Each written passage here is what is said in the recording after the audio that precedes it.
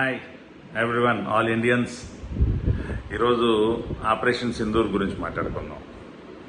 ఏ భారత మహిళల సింధూరాన్ని అయితే మీరు చెరిపేసి మీ ప్రధానమంత్రికి చెప్పుకోండి, మీ సైనికులకు చెప్పుకోండి అని అన్నారో అదే ఆపరేషన్ సింధూర్.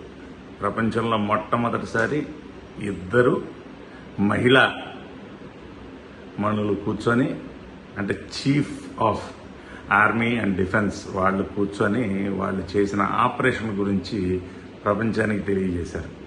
అంటే ఏ దేశంలో అయితే స్త్రీని గౌరవిస్తారో ఆ దేశం ఎప్పుడు కూడా సంపన్నంగా ఉంటుంది అని చెప్పడానికి ఆపరేషన్ సింధూర్ అని పెట్టి, మీరు భారతమాత భూభ్రాంతిలోకి వచ్చి, మా టెరిటరీలోకి వచ్చి మా వాళ్ళని చంపారు, మేము మీ టెరిటరీలోకి ఎంటర్ అవ్వాల. ఇప్పుడు పాకిస్తాన్ ఏం చేసింది?